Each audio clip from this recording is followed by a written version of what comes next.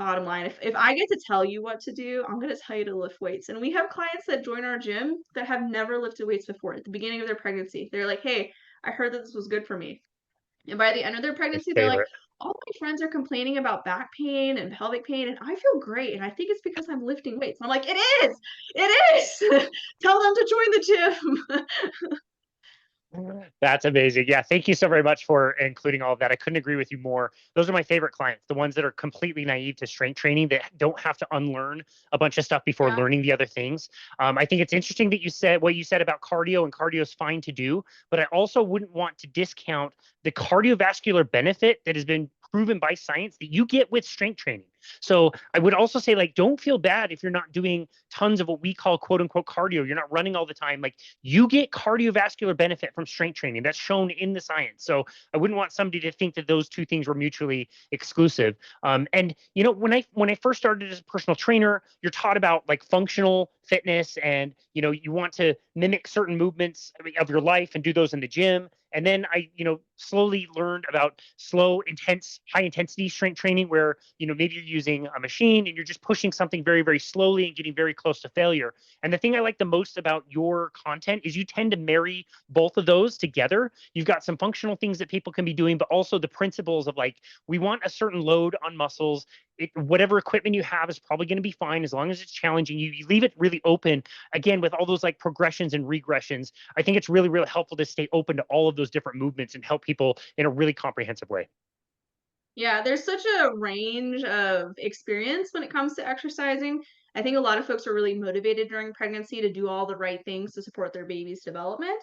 And so when we get these like brand new clients, we have to like give them like this big range. But we also get like professional athletes that want to work with us. And so I'm like, I'm not going to give the pro athlete the same exercises I give to like the beginner, but there's no reason why the beginner can't do anything. Like they can still do some stuff. And so giving them that big range so that we can explore what feels best for our body.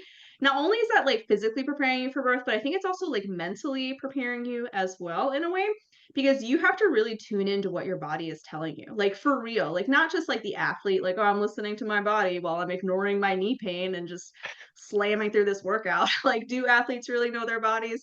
So during prenatal fitness, we can really explore, how does this movement feel for me today? It might have felt different yesterday, it might feel different tomorrow, but today, this is the modification that I need to feel in my body. And so, one, we're letting go of ego. Like, it's okay if the bar is a little bit lighter than normal, or maybe it's a little bit heavier than I thought it might be. Like, well, that's surprising. That's cool. We're going to make sure that we're moving in a way that feels good for us in our bodies and really tuning into what that is. So we're not just, I'm going to do my normal back squat, even though my back hurts every rep I do. It's like, no, we're going to modify to a way that feels good for us. And we're going to explore to figure out what that modification is. And that's how we're going to empower ourselves during labor as well. Is, hey, like this maybe is a little bit harder than I was anticipating, or hey, maybe something has come up in my birth that I wasn't expecting that I need to change my initial plan for. Like maybe I'm planning a home birth and I have to transfer, or maybe my labor is just lasting a lot longer than I thought it was. I was hoping for a 10-minute labor, and apparently it's not that. And so when we have these like unexpected things happen during our birth, if we've been kind of preparing our whole pregnancy to let go of our ego and to kind of accept like what that day brought us or how we feel in our workout, it's going to be much easier to do during our birth. And so that's kind of one of the like the unexpected side effects of listening to your body during pregnancy, to exploring movement and how it feels, is it's going to help you be much more in tune to your body during labor so that we can surrender and we can let go of expectations. Not in a way that's like you have no control and just hope for the best, but like sometimes things are just like a little bit harder than you thought. Maybe it's a little bit easier than thought. Maybe it progresses faster or slower than you were anticipating. So not even like drastic things that are happening, just like really subtle things. The other thing is when you tune into your body, you're going to be more in tune with the subtle cues that your body gives you as well. Like we move in a certain way depending on where our baby is within our pelvis. If your baby is really high in the pelvis, you're going to be moving in a way to create more space in the top part to help them enter into the pelvis. As your baby gets lower, you start to shift in a different way because you're trying to create more space in the bottom part of your pelvis. You're trying to release different parts of your pelvic floor to help your baby navigate through. And you do that intuitively. You don't do that by thinking about it. But the more in tune you are with the body, the more aware of it you're going to be. And it's going to be motivating because you're going to be like, oh, I was moving like this before, but now I'm moving, I'm swaying. my baby's engaged. That's awesome. You're gonna feel your baby like moving through your body. You're gonna be like, oh, my baby's a lot lower than they were before. Like when my last baby was born, I felt her, like her head was like sticking out of my body. I felt her shoulders rotate. And I was like, well, that's Wow. cool.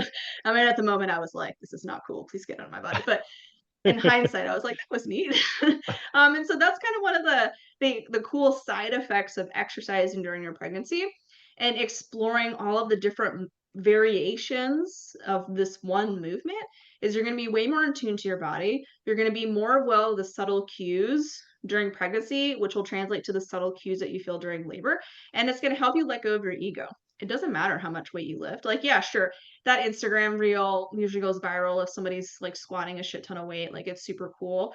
But like, what did that mean? Like, did they feel good doing it? If they did, that's awesome. If they didn't and they were just hammering through it, well, maybe there was a move that would have felt better and we can let go of our ego as well. So there's a lot of balance, but it's like one of the unexpected things of exercising. Yeah, totally. I think you and I have worked with enough like 50-year-olds who look back and say, you know what, maxing out those lifts when I was in high school probably wasn't the best idea. You know what I mean? And it comes back to bite them. And yeah, ego, I think, is such a big thing. It's a big thing around here where people, go through a pregnancy and they want to get right back to the weight that they were before. And they're so focused on that. We see people like days after they've had a baby and they're coming into the gym and working out hard. And it's like, I would give it a minute. Like I'd Please don't do rest up that. a little bit. Yeah. So I think that ego thing is really important. Yeah, so with that, because there is a lot of pressure to like be as small as possible, and this is pressure like even outside of pregnancy and birth to as a woman, your value is your body and how small it can be, and like and it's one of those things that's like super hard to overcome, especially when it comes to pregnancy. And if you think about what sells, like, and you and I know this, when it comes to marketing fitness programs, if you can show some really good abs, a really big butt, and somebody's super small, you're going to make money. If you can show those before and after pictures where it's like so sad and fat, but super happy and skinny, like you're going to sell programs. It's a great marketing strategy because you are really just reeling into somebody's discomforts and their vulnerabilities, and you're making them feel like shit so that they buy your program. And there's a lot of that in the perinatal space. And some of them are more like coy about it, where they're like, this isn't a before and after picture. This is a before and stronger. I'm like, how is that stronger? She's still fucking smaller. Like it's a before and after picture, but you've rebranded it to pretend that you're not part of the problem. Like, shut the fuck up. Those make me more angry. And ultimately, if we think about it, the only body that has created life is the postpartum body.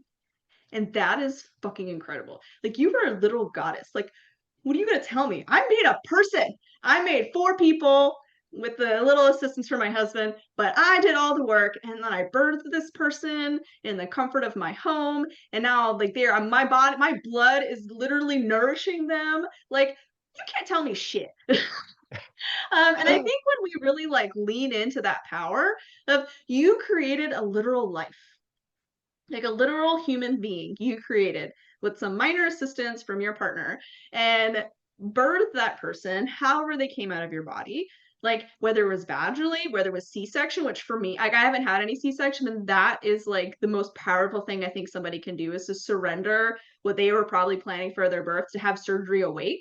Like that sounds terrifying, and that is incredible. Like you should get a gold star. I know like some people are like, you don't get a trophy if you give birth unmedicated. You should absolutely get a trophy if you have a C-section, because that sounds like a really challenging way to give birth.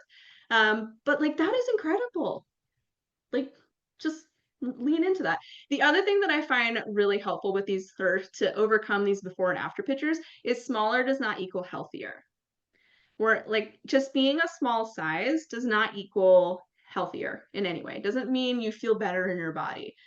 And I hear this a lot where they're like, I just have 10 more pounds to lose. What does that mean? Define that for me. Define 10 pounds. What will you have when you lose those 10 pounds? Probably the same thing you have right now. So we can stop hating ourselves and stop like restricting ourselves and like just hating this whole process because we just need to lose these last 10 pounds. What does that mean? I feel like I lose 10 pounds within a day, like depending on how much I eat and poop. Like my weight fluctuates all over the place, and I'm sure everyone else's does too. Like, what does the 10 pounds mean? And so if we can focus more on our function over the aesthetics, we're going to live a better life. We're going to live a bigger life. We're going to gain health. We're going to feel really happy. We're going to have a high quality of life. And it's okay if maybe your jeans are a little like you feel a little squishy in them. Get bigger jeans. We don't need to be wearing the jeans we wore in high school. That's weird. There's not there. I mean, I guess they're kind of in style now, but like, we're no. Get some high waisted leggings. Feel good in your body. You're not going to be in pain. You're going to have a higher quality of life. We're going to live a bigger life. Because guess what? You know what my kids don't care about? They don't care about my bikini size. Like, they don't care about my jean sizes. They're not like, oh man, I'm so glad that my mom like starved herself. No, you grew a literal human being. It's really hard to feel like confident in yourself with this like relentless onslaught of smaller bounce back, like blah blah blah. Like, for the love of God, just enjoy the journey. It's a really fast journey, and so it might take a little bit of time to navigate it and to feel good in your body again. It might take like 4 to 6 months initially to feel like you got your feet underneath yourself again, and the baby has a sleep regression, and you're like, JK. Um, but the first year goes really fast. Like, my baby just turned a year, and that went really quick. And I feel really great in my body. I want to help other people feel really good in their bodies because, again, it doesn't matter how small you are, what size jean you have, if you feel like shit. Like, if your back hurts and your hips hurt and you can't get off the floor, you feel like you can't keep up with your kid. You feel like you're restricting yourself all the time because you're chasing this like false ideal of what will make you feel better or be better within your body. And it's hard to overcome all that, but just remember, you made a human being. You are a little goddess and no one can tell you shit.